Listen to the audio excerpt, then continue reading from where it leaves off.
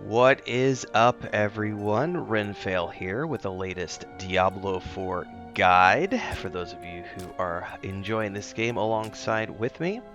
Now, this is a continuation of the clan creation guide that we did the other day, and this is diving into the more in-depth aspect of creating your own guild heraldry, which is um, it's the banner essentially that is visible to people who look at your guild, and for the players who are in your clan. I said guild, but it's clan. It's the same thing. Kinship, clan, fellowship, all those things come together here in Diablo 4. It's not visible as a cloak as far as I'm aware, although I really wish that was the case, because I think that's one of the things I loved about EverQuest 2 was your herald really was visible as a cloak, and in World of Warcraft, as an example, it was visibly visible on your tabard. Although if you were a dwarf and had a big beard, it was hard for people to see it. But yeah, let's walk through this. So obviously you've got colors, everything else, but the layout is important. You'll notice here that we've got 3 stars, 5 stars, 4 stars, 4 stars, different types of layouts, and that's just where the symbols are going to be placed. Whether top, middle, bottom, as an example with this vertical 3 row. And you've got symbol 1, symbol 2, and symbol 3. So you'll notice here, our guild being, our clan, excuse me, being called the Raven Syndicate. I wanted to go with the Raven. Now, you can adjust the size and scale of this. You can also adjust the tilt of it, but what you can't do is you can't move it up or down. The actual layout is determined by the layout tab at the top there. So depending on how you want symbols laid out, you would do it that way. Now, of course, you can repeat symbols if you want. So you can have, the bird in, it's based on the slot. So you could have this in symbol 1, symbol 2, symbol 3, symbol 4, and symbol 5 if you wanted, the bird across the board, or if you wanted 4 suns or 5 suns or things of that nature. But you'll notice here that, it placed the one on the top, and then the sword in the middle, and then if I click this, it's going to put that third. So we've got 3 going up vertically, and then you can turn them off from there. Now, you can spend a ton of time in the heraldry area. That's one of the things I really love about this, because above and beyond just the symbols here, and of course, us being the Raven Syndicate, I wanted a bird of some type. There are a few different birds, but I felt this one worked pretty well. Chris actually sat with me and helped me work on this as we did it together, choosing colors and everything else. So shout out to my wife, even though she's not a gamer. But once you've got your heraldry, once you've got your symbol placed where you want it, and the type of banner that you want, you can get into the colors. And this is where you can have a ton of fun, because it's every single aspect of this is customizable. So you've got your primary colors, your secondary colors, the trim colors, the color of your symbols, and then the colors of your embroidery. And some of these are more subtle than others, so you're really going to want to spend a lot of time and play around with these options to get the most out of it, because some of these things are pretty stark, but then you can get into like the embroidery stuff, and you see a much more subtle blend as you're noticing here.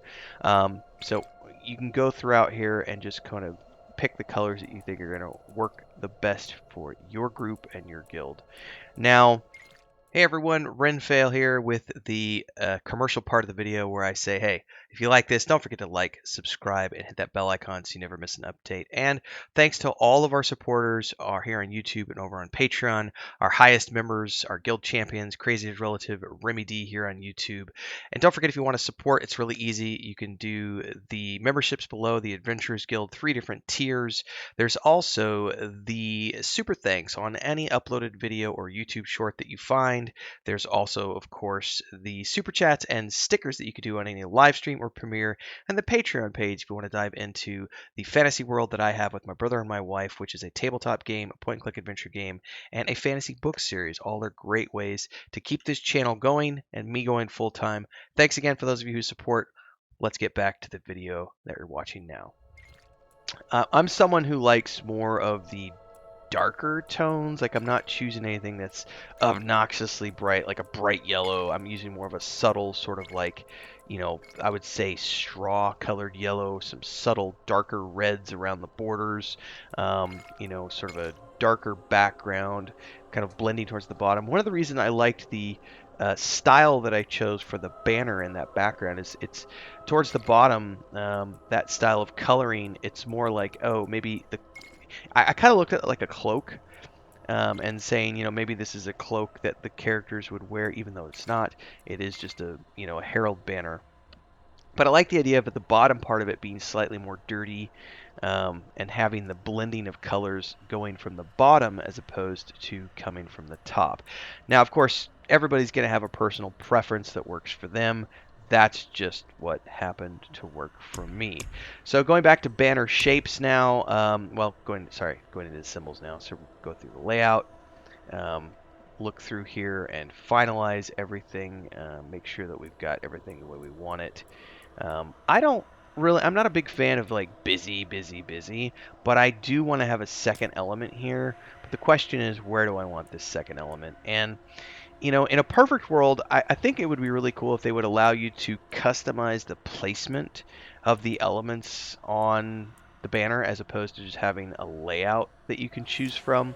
Because I would like to have had, say the bird slightly higher with 2 or 3 stars across the bottom.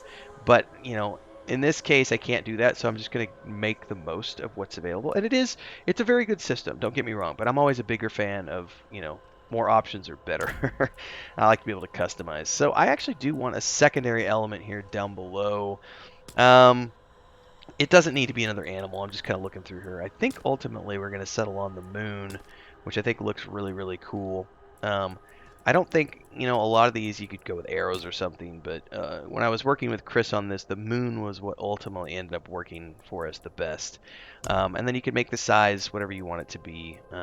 And one of the other things, too, is I wish you could adjust the symbols so that each one of the symbols has a different color. But hey, it is what it is.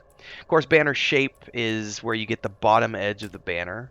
You'll see here as we go through and adjust. So do you want it ragged or do you want it looking... I like the square ending, but you can go through here and pick whatever banner shape you want. Beyond that, there's the textile patterns, the embroidery patterns, which is the stuff in the background. So this is where we get into, I like it looking a little bit dirty on the bottom. So the blended from the bottom looked better to me, but there's lots of options here to choose from, depending on what you want. Textile patterns is also important based on what you want. And then there's the trim. And I like that sort of Celtic knotwork trim. But ultimately, Chris was the one who said, we should go with the tree limbs, which I thought looked really, really cool. It's an interesting story on those tree limbs, too, because back in the day when we were working on the logos for the Weave and the Void, we thought of doing something like this with like tree branches around the edges and everything else. So there you have it. That is the official banner for the Raven Syndicate, also known as the Ravens, here in Diablo 4. This is the same guild name we use across all games, so we're in Star Wars: The Republic, Lord of the Rings Online, EverQuest 2, etc. If you want to join us, it's as simple as heading over to our Discord and hopping into the gaming channel there, or looking me up when I'm online streaming, or just sending me an invite request if you want to join the Raven Syndicate in Diablo 4. You can also join us in Star Wars: The Republic or any of the other games that I mentioned earlier. Actively, as of this recording, we're playing Star Wars: The Republic, Lord of the Rings Online. We do have a big guild in EverQuest 2, but it's inactive at the moment. And we play a lot of multiplayer games together as a gaming community. So hopefully we'll see you in a guild with us somewhere, or in a clan, in whichever game you join us in. If you like this video, don't forget to like, subscribe, and hit the bell icon so you never miss an update. Support if you can with membership, super chats, and all those things. Shout out to all of our friends and family who are playing with us, and hopefully see you in the next Diablo 4 live stream or video. Till then, everybody, stay safe and happy gaming.